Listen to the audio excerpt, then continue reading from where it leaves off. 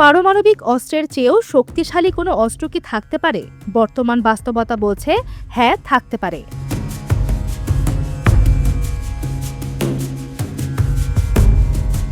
দুই সপ্তাহের ভঙ্গুর যুদ্ধবিরতি, বিশ্ববাজারে অস্থিরতা আর সমুদ্রপথে আটকে থাকা তেলবাহী জাহাজ সব মিলিয়ে ইরান যুক্তরাষ্ট্র সংঘাতে এক নতুন অশনি সংকেত এসেছে। এখানে পারমাণবিক শক্তি নয়, বরং বৈশ্বিক জ্বালানি সরবরাহ নিয়ন্ত্রণই হয়ে উঠেছে অস্ত্র মোকাবেলায় অন্য এক অস্ত্র।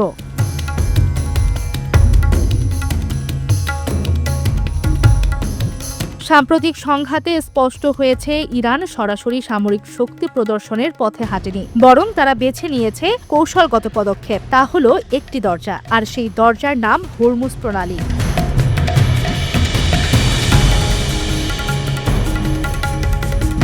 হরমুজ প্রণালী হল পারস্য উপসাগর থেকে সমুদ্রপথে বের হওয়ার একমাত্র পথ। সৌদি আরব, ইরাক, কুয়েত, সংযুক্ত আরব আমিরাত ও কাতারের জ্বালানি এই পথেই বিশ্ববাজারে পৌঁছায়।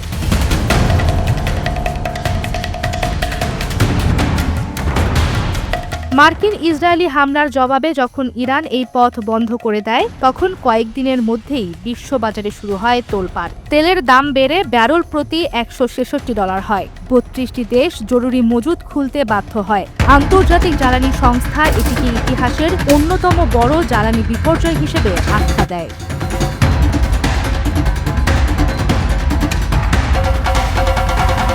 যুদ্ধের মাঠে বিস্ফোরণ থাকলেও কৌশলগত দিক থেকে ফলাফল ভিন্ন চিত্র দেখায়।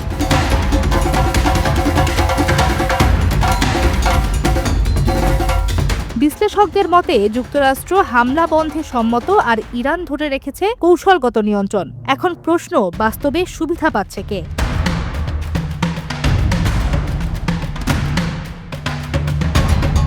শুধু হরমুজ নয়, ইরানের প্রভাব রয়েছে আরেকটি গুরুত্বপূর্ণ সমুদ্রপথেও। তা হল বাব আল মান্দেব প্রণালী, যা ইয়েমেন ও জিবুতির মাঝে। বৈশ্বিক বাণিজ্যের প্রায় 10% এই পথে পার হয়। এই পথ বন্ধ হয়ে গেলে ইউরোপ এশিয়া বাণিজ্য প্রায় বিচ্ছিন্ন হয়ে পড়তে পারে। ইতিমধ্যে এই অঞ্চলে অস্থিরতা বিশ্ব বাণিজ্যে বড় ধাক্কা দিয়েছে।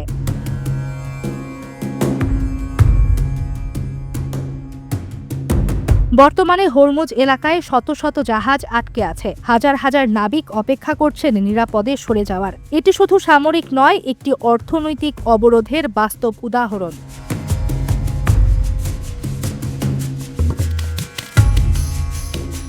এই সংঘাত একটি বিষয় স্পষ্ট করে দিয়েছে, ইরানের আসল শক্তি পারমাণবিক অস্ত্র নয়, বরং ভৌগোলিক অবস্থান। কারণ বোমা দিয়ে একটি দেশ ধ্বংস করা যায়, কিন্তু একটি সমুদ্রপথের নিয়ন্ত্রণ তা কেবল ভূগোলই নির্ধারণ করে।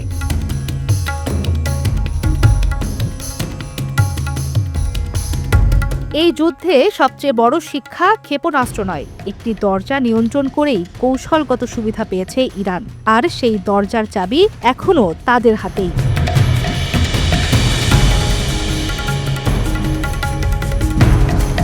সামিরা মাসরুহা, চ্যানেল 24।